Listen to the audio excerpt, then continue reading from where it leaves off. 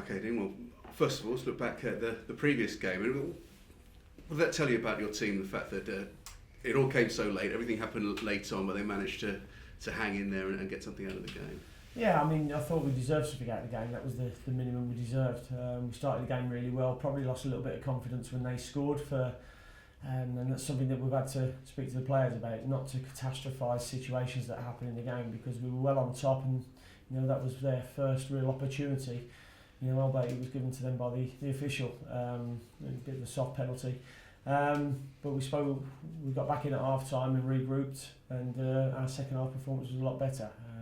Got back into the game and were pushing on for a win and got caught with one ball over the top. But showed an awful lot of character to come back, which is important, and it's the sort of character that we've seen over the last few weeks.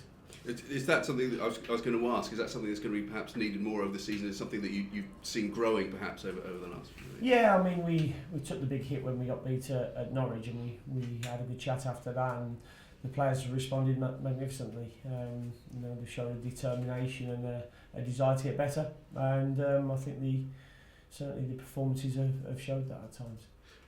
Sully got a couple of goals in that, cracking goals as well, but expecting to see more of that from him now? Yeah, I mean, Sol's a top player. We knew that. That's why we wanted to get him.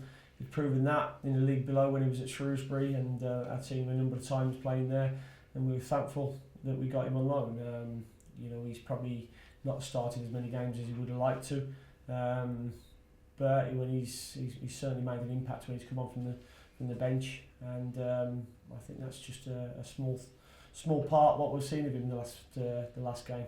Because I think there's more to come. There's certainly a lot of potential with him. Playing Norwich next, a good time to be playing them, do you think? I don't know. I mean, we thought it was last time we played them, and got found out on that day where we weren't good enough. It's an important game for us because we want to, exercise the demons from the Carrow Road defeat where we didn't play well and we had harsh words after the game, and the response to that has been magnificent. And I think Brentford and Norwich were both on a bad run of form at the time. Norwich got a win against Villa not long after, but they got beat again, against Reading on Saturday. So it's a game for us. We're at home. We want to go and win it, and we'll go and try and win it. But we know that they've got quality players in their team. And you said there's been a response since that defeat against them. Is this almost the test of how far that response has come when you go up against that same team again? Yeah, probably, because the players will know that they didn't perform anywhere near to their standards in that game, and it's an opportunity, live on TV on Sky as well, to put things right.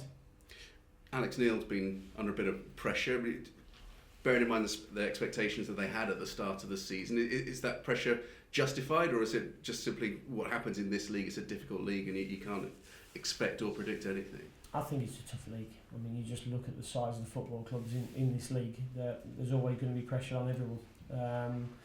You've got to try and compete in every game, and you've got to try and get a bit of momentum and build that momentum and get consistency and some consistent results. If you do that, you climb this league very quickly. But likewise, on the other side, if you get a momentum on a downward spiral, that can escalate very quickly as well. And it's making sure that you're consistent in what you do. The pressures are built up for everybody in this league and every other league at the moment. Can you afford to sympathise for a manager or opposition manager who finds himself in that situation? I think it's just a couple of months ago I went up to see him. He was getting the Manager of the Month award, and here we are in December and people are saying that his job's under threat. Do you have sympathy for the guy in the other dugout? I'm not sure. I sympathise, but I certainly empathise with them because we know what each other's going through in terms of week to week. I'm very fortunate in the club that I've got here, and the people behind the scenes are very good. Directors of football, owner, chairman, very supportive in a long-term plan in what we're trying to do. But we all know that what's seen on the pitch is the be-all and end-all of trying to win football games, and we'll continue to try and do that. Would you have expected Norwich to be a bit higher up and challenging a bit more than they are at the moment? I think all three clubs that came down last year, you expected to be in the mix. And the way the table's going, Brighton have been magnificent. Newcastle have been up there as well, and Norwich and Aston Villa are probably not where they'd want to be, but still opportunities to climb where they want to be. Do you see that the nature of this division, that even at this stage of the season someone can be a good distance perhaps off the playoff places, but still look at it and think we put together 2 or 3 wins and also we're back in the mix? Yeah, I think that's how this league is. You know, as I said, you've got a couple, Newcastle and Brighton, who seem to be running away a little bit, and you know everybody else is playing catch up, and it's very easily to go and lose 3 or 4 games on the spin and you start dropping down. But the flip side, you can win 2 or 3 on the spin and start climbing it as well, and being in touch. And our position is that we need to do the latter. We need to go and get 2 or 3 wins on the spin, and you know we'll put ourselves in contention as well. And given the time of year we're coming into the January transfer window, are you looking at that now and thinking this could be a catalyst? Have you already got in mind ins and outs and so on? Yeah, I mean we've got a number of players here who are young players, players who are finding their feet really in the Championship and starting to acclimatise, and you know I'm expecting a better second half of the season from you know a few of them, but it's also an opportunity in the window to bring people in as well. People who haven't been playing, you know, they might look at it as an opportunity for themselves to go and get game time elsewhere, but you know it's a squad game, and I keep saying that to the players. You know, players who haven't been playing as much can suddenly be thrust into it, and it's up to them then to take that opportunity. One player who might come into that bracket, Philip Hoffman, been talk that perhaps he could look elsewhere during January. I mean, have there been any talks? Have you discussed it with him, what his future is and how much perhaps game time he might expect to get in the second half of the season? I mean, Hoff's been here, this is his second season, he's probably not had as much pitch time as he'd like, but you know, such is the form at the moment of Scott Hogan. With the goals he's been scoring, it's been difficult for him to get in.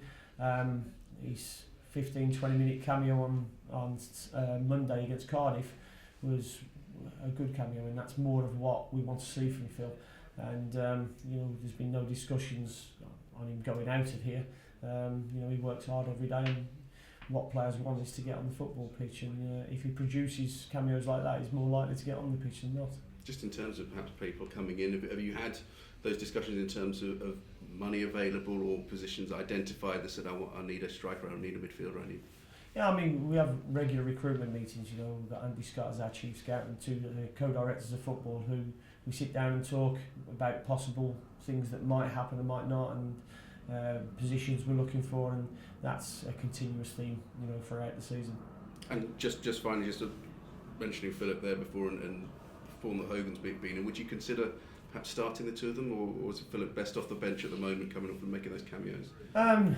He done well when he came on the other day. Whether I started or not, I'm not sure.